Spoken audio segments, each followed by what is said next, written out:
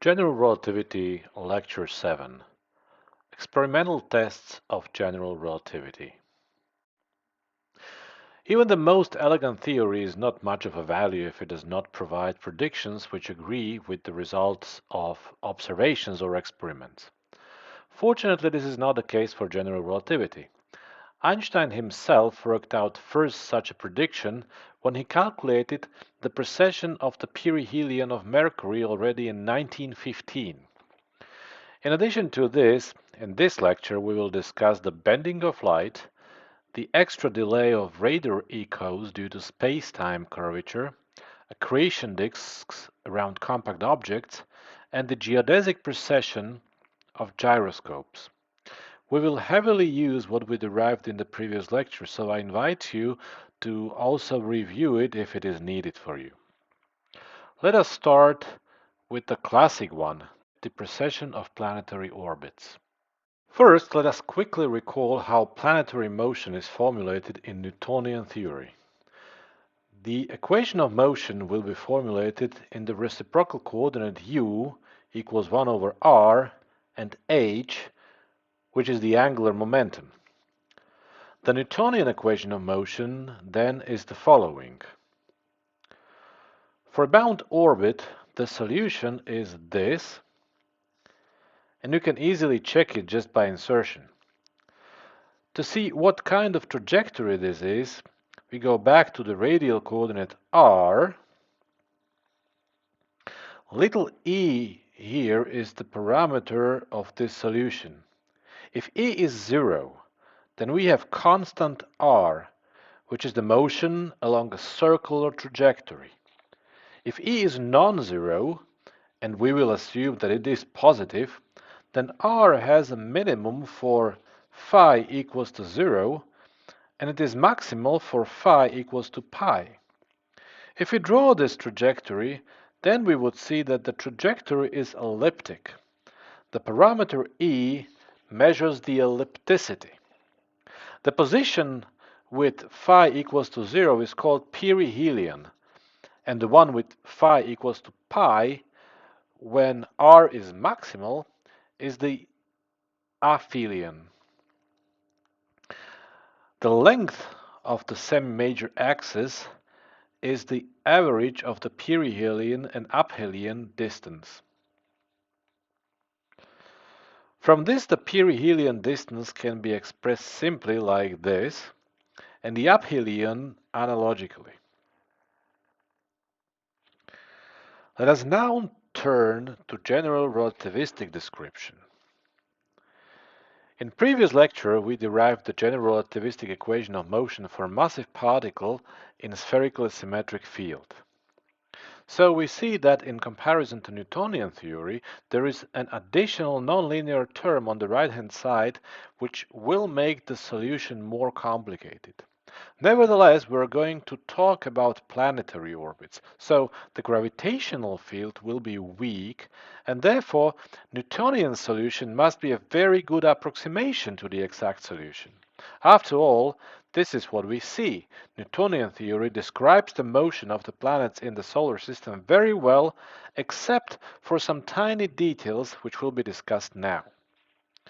This means that we're going to look for a small corrections to the Newtonian solution. We write it out explicitly. And delta U is the small general relativistic correction, and we denote as UN the Newtonian solution. This is inserted into the equation of motion. The Newtonian terms on the left-hand side cancel with the first term on the right-hand side. In the bracket on the right-hand side, we neglect all terms with delta U because they are small. Then we obtain the equation for delta U. We collect all the terms multiplying the bracket on the right-hand side into the constant A. And the equation simply becomes this. This can be solved, and I just write down the solution. You can check yourself that indeed this solves the equation. Now, A is very small, But there is the last term in delta U which is proportional to phi, and phi grows with time. So eventually this term becomes important, and it is the only term that we have to keep. Thus, the whole solution is summarized like this. And the parameter alpha is very small. For such a small alpha times 5, we can say that it is approximately equal to sinus of alpha times phi, and that a cosine of alpha times phi is approximately 1. This is valid up to first order in alpha. Then we rewrite the inner bracket, and the whole solution becomes this. This is periodic motion, but the period is not 2 pi. The period is 2 pi over 1 minus alpha, which is larger than 2 pi. This means that the ellipse does not close, but instead it will precess. For example, in one revolution, the perihelion will shift by delta phi, which is given as this. We can express h squared from this relation and obtain the shift per revolution. This is something that can be directly compared to data. Let's start with Mercury. The period is 80 days. The semi-major axis, the eccentricity, the mass of the Sun. This gives the shift per century of 43 seconds. However, the measured result is 574.1 seconds. There is a huge difference. But this is connected with the influence of other planets. If this influence is subtracted, then the experimental result matches the calculation very well. And this is actually the case also for the other planets. Let us move now to the bending of light. In this case, we again go back to the previous lecture and use the shape equation for the photon trajectory in the equatorial plane. Also here, we will first assume that the effect of gravity is just a small perturbation. The major part of the solution is as in absence of gravity, which is without the right-hand side of this equation. With the initial condition that the photon comes from infinity with some impact parameter b, we can infer the solution. This really solves the homogeneous shape equation with only the left-hand side. Now, we added the perturbation and the correction to the solution. We insert this into the shape equation. The terms with u0 on the left-hand side give 0 together, and we can leave them out. On the right-hand side, we neglect delta u against u0, and so the equation for delta u becomes this. This can be solved, and again you can check that the solution is the following. We add this to u0 and obtain the complete solution. Now, how to understand this? Let's go back to figure out the trajectory of the photon. It will be bent. We can picture it in such a way that in comparison to straight line, it will be deflected by the angle delta phi half at the beginning and at the end. This is the situation for very large r, or u going to 0. The angle phi is very small then, and so we can also approximate that the sinus phi is equal to phi and cosine 2 phi equals to 1. The last equation then leads to the following. From this we express the angle. This is the angle at infinite distance. From the figure it is clear that this is the half of the deflection angle, so we obtain this for delta phi. We could evaluate this for a photon just grazing the Sun, so b would be the Sun radius and m its mass. This gives the photon grazing the sun deflection angle.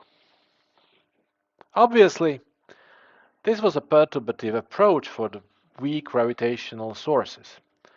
For stronger source, we just sketched the way towards the solution.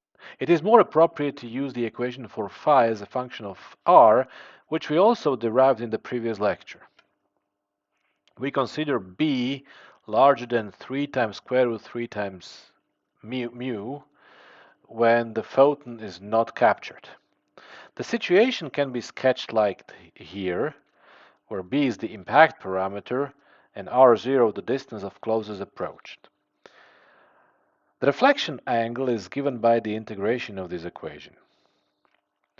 At the distance of closest approach, the square bracket vanishes.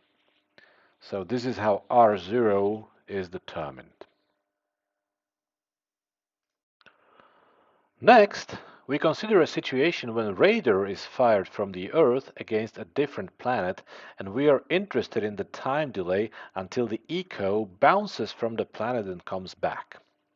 And in particular, the situation is interesting when the radar photons have to travel close to the Sun, because in that case, their trajectory is going to be bent. We shall use the Schwarzschild coordinates, particularly r, and again, we denote r0 the distance of the closest approach of the light ray to the Sun. We start from the equation which we derived in the previous lecture as the energy in quotation marks equation. Recall that the dot denotes the derivative with respect to the affine parameter, but now we are interested in the time duration, so we want to introduce time into the equation. To do this, we rewrite the derivative. The expression for dt by d sigma can be obtained from the null geodesics for the t coordinate, which we also derived in the previous lecture. So by using this, we can write this. And from the energy equation, we obtain this. We divide it by k squared and the bracket 1 minus 2 mu over r and rewrite the equation. We would like to integrate this equation, but before that, we rewrite it a little bit. At the point of closest approach, the distance r has its minimum, so the derivative dr by dt vanishes. And from the previous equation, we have this. We use it in the equation.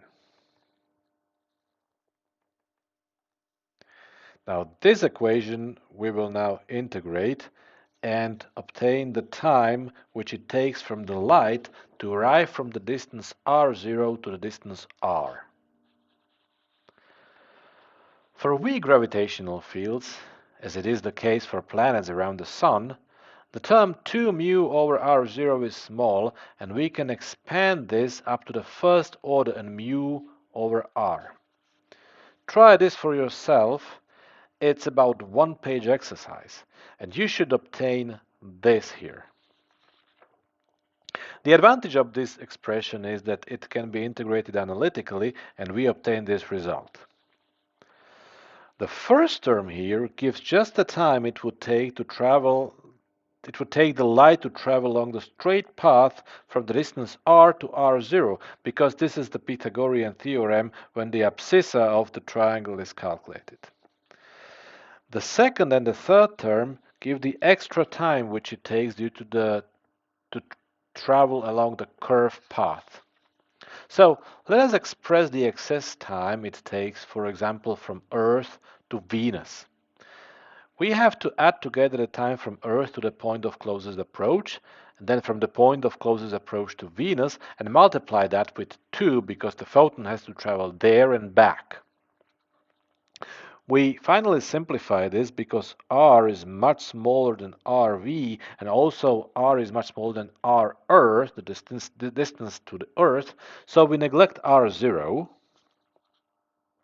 and then we have delta t like this.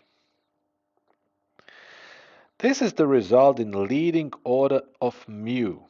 And actually, this is not really measurable on the Earth because the measurement would be made in Earth proper time, which is related to the global time like this.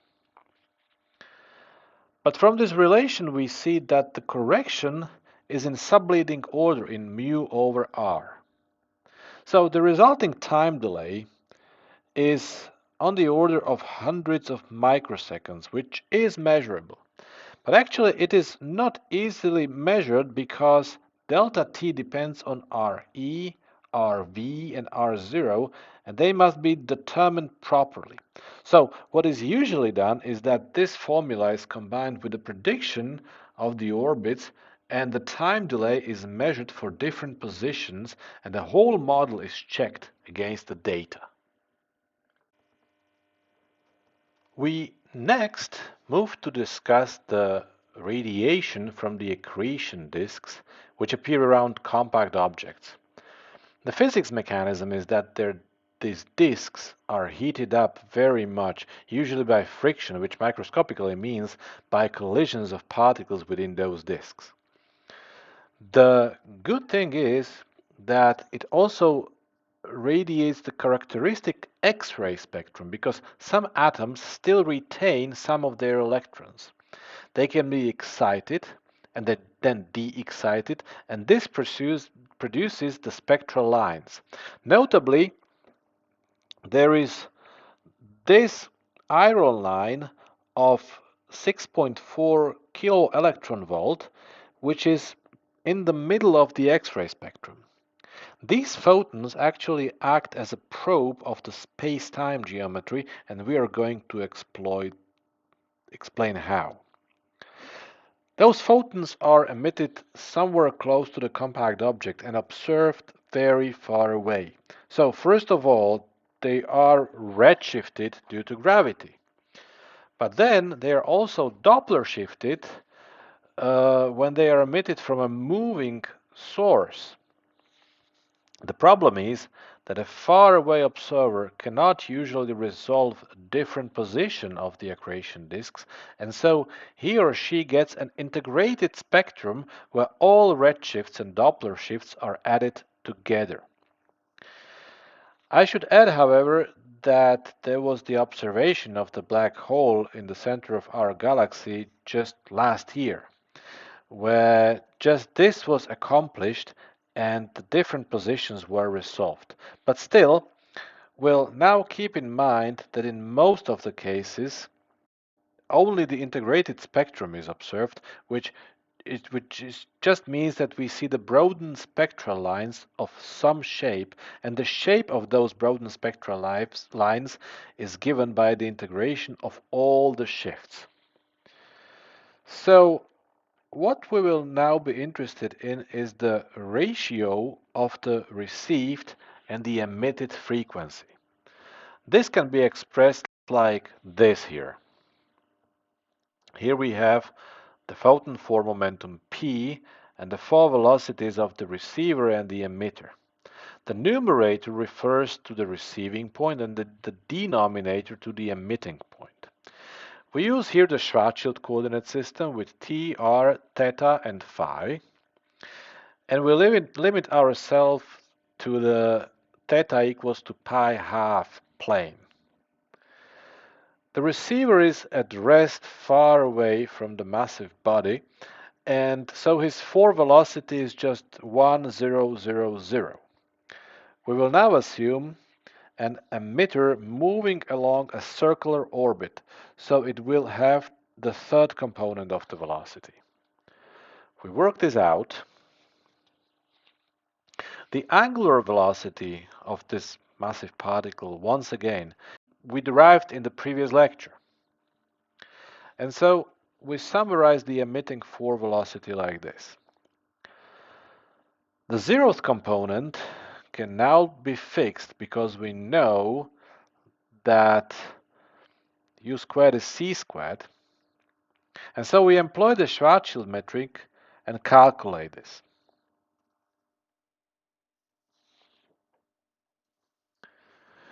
We insert this into the ratio of frequencies. Now we use the fact that Schwarzschild metric is static, so it does not depend on time. When we discussed geodesics, we said that such an independence means that the corresponding component of the tangent vectors to the geodesics is conserved. Now, momentum is tangent to the geodesics, and so its zeroth component is conserved. Therefore, P0 is the same at the place of the emitter as it is at the place of the receiver, and the ratio is 1. So the last item that we have to fix is the ratio P3 over P0. Here we use the fact that a photon moves along null geodesics, and so the form momentum must obey this.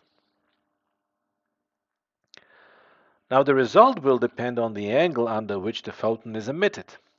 We can consider here two special cases. If the photon is emitted radially, which is perpendicular to the movement of the emitter, then P3 equals to 0, and the frequency ratio is this. The second case we look at is when the photon is emitted in the direction of the emitter, or exactly in the opposite direction, so phi is plus or minus pi half. Then we have for P3 over P0 this, and we have to accept both signs, plus and minus, since they're both allowed by the relation for the null geodesics. Then finally, we have for the ratio of the frequencies this.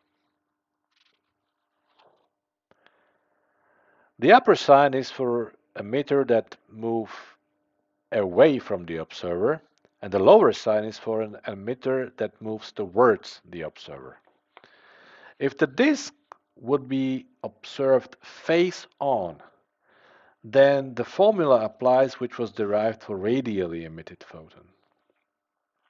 As I said at the beginning, the full observed spectrum includes photons with all possible frequency shifts. Still, we can calculate the smallest possible frequency which would be emitted from the innermost circular orbit, which is at 6 mu. For photons observed edge on, we obtain square root of 2 divided by 3. And for face on, we get 1 over square root of 2.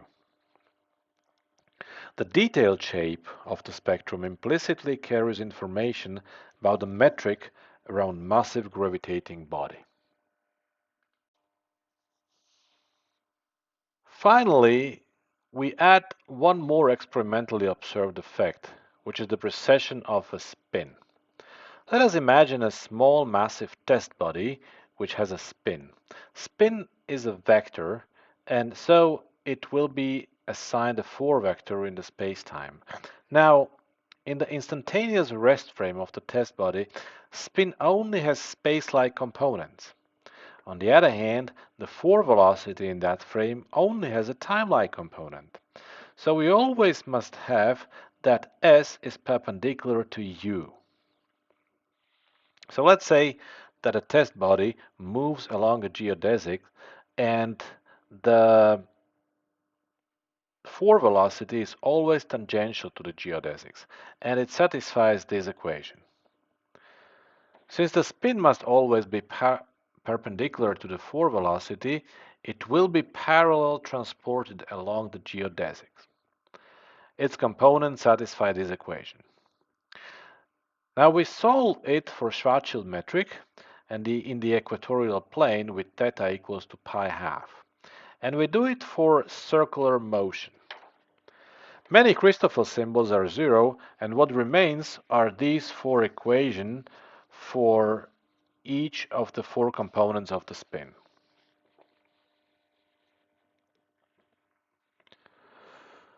From the previous discussion of the accretion disks, we know that the components of the 4 velocity which are constant. There is no first and second component in this 4 velocity, and this simplifies the orthogonality condition. From this, we express S0. We can use this in the equation for the parallel transport of S0 and get this. This equation is multiplied by capital omega r divided by mu.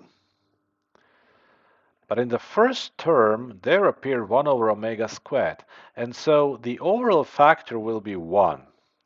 And in the second, we recognize gamma 313. So the equation becomes this, which is identical to the parallel transport equation for the third component. So we are left with only three equations for the parallel transport of spin, which are written out here after insertion of the Christoffels and the velocity components. We work out the equation for the first component.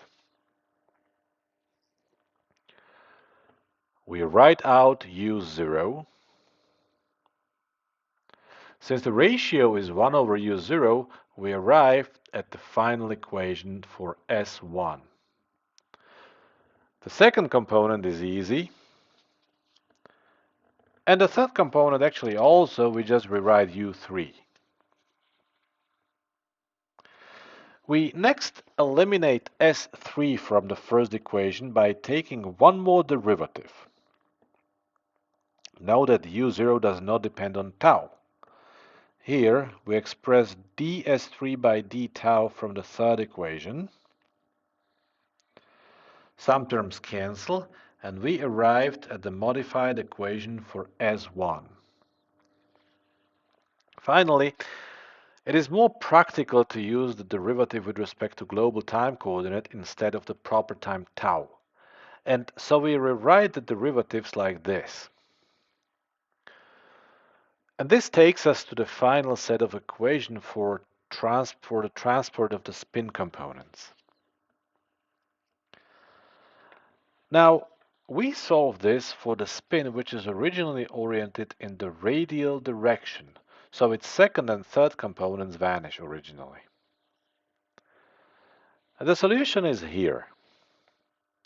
We introduce the modified angular velocity with which the spin rotates. The third component is negative times the sinus, and so the spin rotates in opposite direction than the test particle moves. Now, since capital omega prime is smaller than omega, when the particle completes one revolution, the spin has not yet completed the revolution. We easily find its angle because the period is 2 pi over omega. So the angle which is lags behind 2 pi will be this. We work out the omega prime here and finally obtain for the shift of the spin angle after one revolution. This is called geodesic precession effect. It should be measurable if a gyroscope is let to fly on a circular orbit around some mass. For a near-Earth orbit, the precession rate is some 8 arc seconds per year. Now, NASA actually measured this with a satellite mission from 2004 to 2010, which was called Gravity Probe B. To say the complete truth, one should say that there was yet another effect, and that was the dragging of the space-time coordinates because of the rotation of the Earth. But this is not a part of the Schwarzschild metric, so we have not yet discussed it. It is a part of the Kerr metric.